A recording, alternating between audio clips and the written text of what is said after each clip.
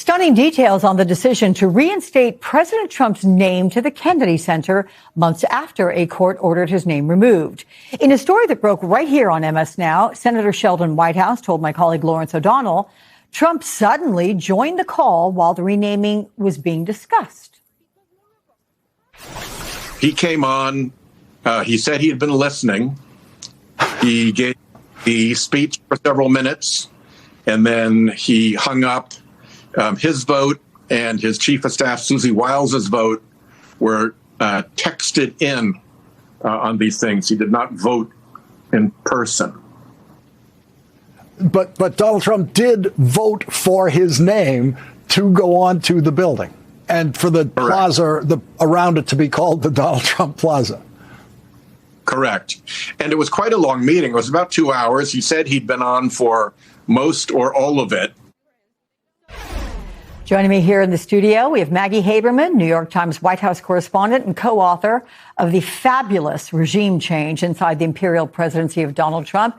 That book, everyone, is holding steady at the top of the bestseller list for a 7th straight week. Worth it, though, honestly. It's great to have you back. I'm glad you're here, Maggie. Look, voters might think, with so much going on right now, that you'd have the president being focused on, laser focused, in fact, on the economy, on the Iran war and the like. How could he have time for a 2-hour call? Is he distracted? And I'm going to say, I have read the 70% focus line that you've been giving about where his mind actually is. So talk about that. Sure. You can subtract, or add 5%, sure. I think, if you and I said that as well to Mike Allen from Axios. But I don't even think it's really in dispute, Alex. If you look at what he is doing and what he is talking about, I don't think they think of it as a distraction. I think in this White House, and this is what we show in the book, so much of the focus is on his efforts to leave his stamp on Washington. And this goes back a long time. So one of the things when we were reporting regime change that was so striking to us was that, yes, there was this board vote in December to put his name on the Kennedy Center, this board that he had created. It was all people close to him, and he had made himself the chair. They had ordered the letters to do that because they're these specially designed letters months earlier. So it's not as if this was some, sudden new, oh my goodness, what an honor. They'd been talking about this for months. People around him had been promoting it. This is what he is interested in. He is interested in construction projects broadly. He is interested in reshaping the culture, and he is interested in leaving his name in a way that cannot be stripped down and off of buildings and out of sight the way it was after 2016 when he became president in Manhattan and then after he left Washington in 2021. Yeah, remember that whole Trump place in Manhattan? That was all taken off. That's exactly what I was thinking about when I was saying. There was that one. Yep. So he appears to be consumed by the White House Ballroom Project, fully consumed by that. He's asking the Supreme Court now to intervene. The Washington Post reports that at least $900 million are being spent on White House construction-related projects there, with taxpayers covering most of that. How do White House insiders feel about Trump's obsession with these projects? And it's at the expense of what matters to voters. Are they acknowledging that inside the White House? Yeah, if you strap his aides to a polygraph right now, and I don't mean in the leak sense, I just mean if you were giving them truth serum, many of them would say that this is unwise, not just what he is focusing on, which is what he wants to do. And they all submit to that, which is he's the president. This has always been who he is. They do wish that he would, be more interested in campaigning. He's just not for other candidates. They wish that he would be willing to spend money that he has in his super PAC. It's like $400 million as far as we know, and possibly more. They keep promising they're about to just release some amount of money. There's not that much TV time left to buy for the fall for these candidates to help them out, number one. And they wish that he would talk about the economy in a way that didn't sound as if he is being dismissive. Yesterday was a twofer. It was not just that he said in Long Island, and I was at this event that he had on Nassau County, it's not just that he said that people should be willing to pay a tiny bit more, as he put it, for gas in order to prevent Iran from getting a nuclear weapon. But that also the deployments, this he said as he was on his way to the event, leaving Washington, the deployments weren't long enough in terms of these ships that have been out away from port for months on end. Nobody in the White House, when they're being realistic, thinks this is a good idea. Can I just ask you, when you said that you're there following him, what's his reaction when he sees you in the crowd? Is there a smile? Is there a scowl? So yesterday we were so far away in the media, and I wasn't in the traveling pool. I drove there in my car. Got it. Last week or the week, I can't even remember, these weeks all blend together. I think it was I think it was last week. Maybe it was the week before. I was in the press pool, actually, on the Qatari jet on the way along. Where was it? California and then Nevada. Mm-hmm. And he really didn't interact with the press at all. He answered one question of mine, but he's just not engaging the way he used to with the media more broadly, other than these quick phone calls that he controls the terms Right, of. absolutely. All right, let's talk about the oil prices, because they are higher after this administration has said that its naval blockade of Iranian ports could continue indefinitely. And let's take a listen. As you referenced what the president was saying yesterday, let's listen to what he said. When you have to pay a little bit more, you're at $4. It's okay. I mean, it's I'll never apologize. I did the right thing. You just have to remember that what we're doing is a great service for the world, not only for ourselves, for the world. But does this square with what he is saying behind the scenes? Does he believe truly that he has got the right strategy on Iran? If not, is he blaming anyone? And all the behind the scenes, right. We hear what he says out front. Yeah, there's no strategy. There are basically approaches that they are looking to take that are their options that are left with as they are basically, bouncing from moment to moment in a word that the president thought was going to be very quick. And he has said that. He has privately gotten upset about how depleted the munitions are. But I know there has been a lot of questions about how briefed he was.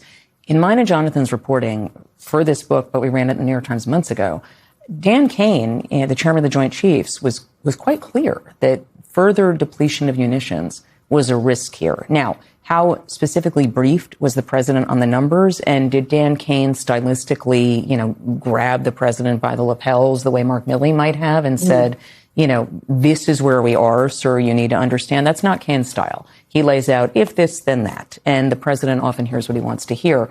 I'm sure that there will be things we learn about various levels he may not have been exactly aware of.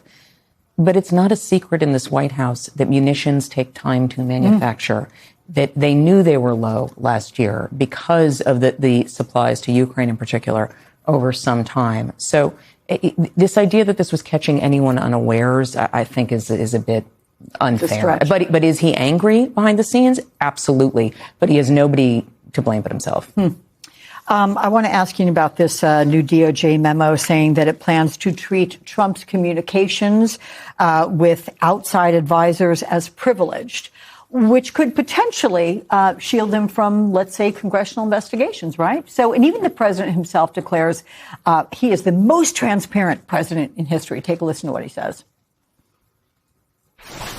President Trump is the most transparent president in American history. You talk about being open and transparent. This has to be the most transparent administration in history. It's the most transparent administration that we've ever seen. We're very open and transparent. This is the most transparent president in history. I'm proud to be the most open and transparent president in history.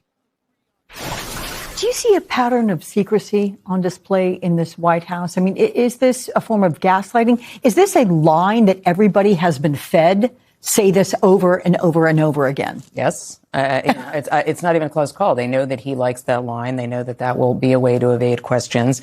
It is a display of transparency, a spectacle of transparency, which is something Jonathan and I address in the book. Mm-hmm. In fact, they are very good at keeping secrets, not just when they want to, but for reasons that are not necessarily in the public's interest. And you can go down the list, whether it is the president's money-making as the sitting president and self-enrichment and for himself and his family, whether it is something like informing reporters and some of his own staff that they were on a plane that was serving as a decoy when he was leaving Turkey. Again, it's not the idea that the president should not be safe, and it's not the idea that reporters expect that the president's safety won't come before reporters' safety, but I don't know of any instance where reporters were not let in on this in the past when something like this has happened. And so, no, his health, I mean, I can go down the list. Objectively, this is an incredibly non-transparent administration. It is how the president likes it. The tone comes from the top. Before I let you go, I want to talk about The Atlantic, which says even Trump cannot believe